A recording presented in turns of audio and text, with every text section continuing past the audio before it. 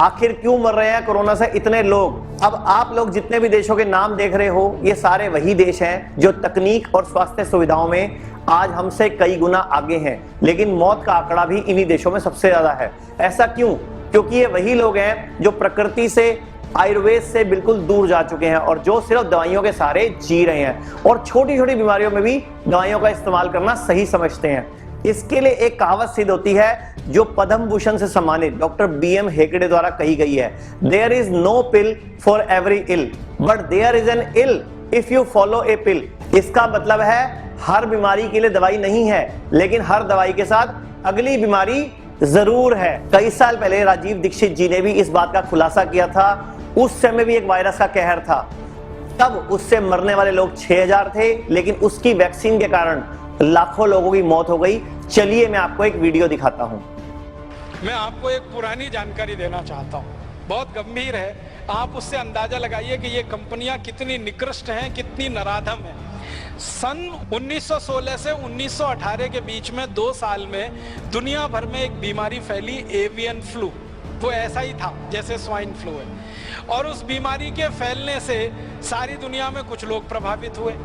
जो लोग प्रभावित हुए उनकी संख्या बताई जाती है 4.5 करोड़। 4.5 करोड़ लोग उसमें प्रभावित हो गए, और 4.5 करोड़ लोग जो प्रभावित हुए, फिर मैंने ये जानने की कोशिश की कि मरे कितने उसमें से, तो मात्र 6000 लोग मरे थे। मात्र 6000 लोग मरे थे।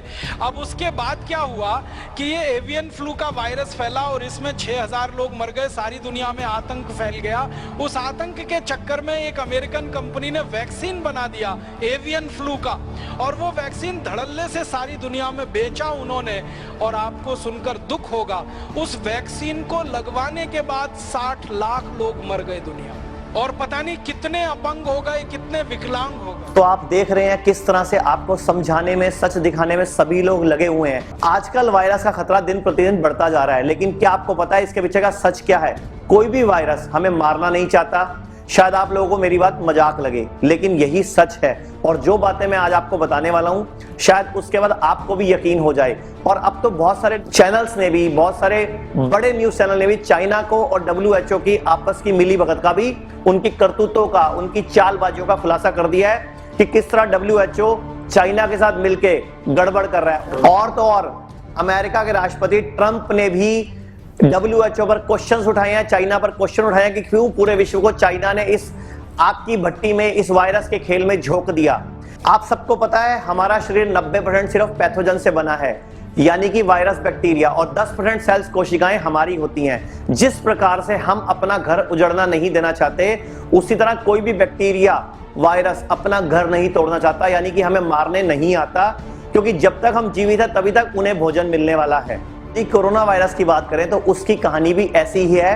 वो भी कुछ जानवरों में खुशी से रहता था और कोई नुकसान किसी को नहीं पहुंचा रहा था, इंसानों से दूर था। लेकिन चाइना की इंसानी सोच के कारण वो कोरोना वायरस सांप के द्वारा या किसी चमगादड़ के द्वारा इंसानों में आ गया, और उसके बाद भी कुछ नहीं, वो वायरस आज भी इनएक्टिव फॉर्म में ही है, सिर्फ रहने के लिए अपना होस्ट सेल यानी घर ढूंढ रहा है।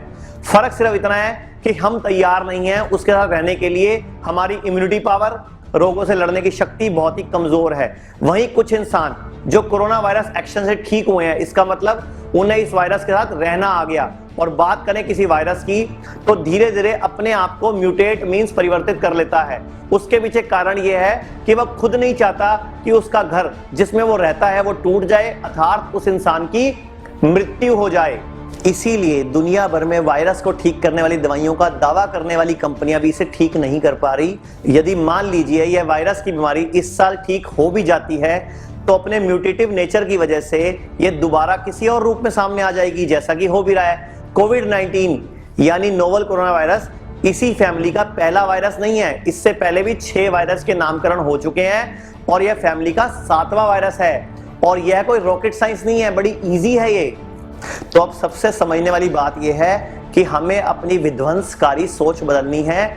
हम वायरस जो हमारे लिए नहीं बने, उनको मौका देते हैं फैलने का, अपने शरीर के अंदर आने का। और यदि ऐसा हो भी गया, किसी की गलती से वायरस हमारे अंदर आ भी जाते हैं, तो एक ही तरीका है अपनी इम्यूनिटी को स्ट्रॉन्ग करने का, ताकि कोरोना जैसे बहुत सारे वायरस हमें आगे भी नुकसान ना पहुंचाएं।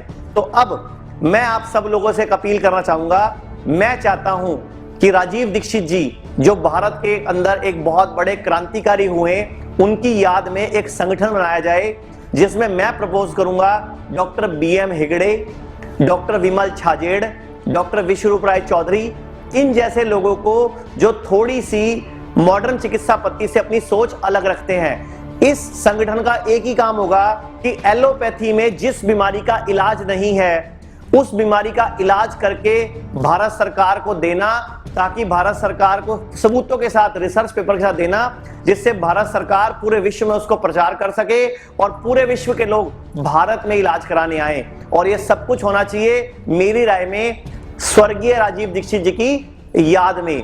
मैं आप सबसे एक अपील करूंगा कि क्यों ना हम इस संगठन के तहत ऐसी ऐसी बीमारियों को ठीक करें जिसका कोई इलाज नहीं है, जो एलोपैथी बोलती है। हमें तो पता है आयुर्वेद में तो सब चीजों का इलाज है, इसमें होम्योपैथी, आयुर्वेद, यूनानी, सिद्धा, नेचुरोपैथी, इन सबको शामिल किया जाए और खान पान के तरीकों से कैसे पूरे देश के हर व्यक्ति को स्वस्थ किया जाए। सिर्फ इस संगठन का काम ये रिसर्च करना और उसको पब्लिश कराना, यही होना चाहिए। तो मेरी आप सबसे हाथ जोड़ के अपील है कि इस मैसेज को ज्यादा से ज्यादा लोगों को शेयर करें और जो ये नया संगठन बने उसका सिर्फ एक ही काम हो, पूरे देश के आयुष के चिकित्सक को जोड़ना। और हम इन बड़े बड़े डॉक्टर्स की सहायता से, जिनके मैंने नाम लिए, जो इस संगठन में आएंगे, उनकी सहायता से इसका रिसर्च पेपर, पूरा का पूरा क्लिनिकल ट्रायल तैयार करके भारत सरकार की मदद करेंगे। धन्यवाद।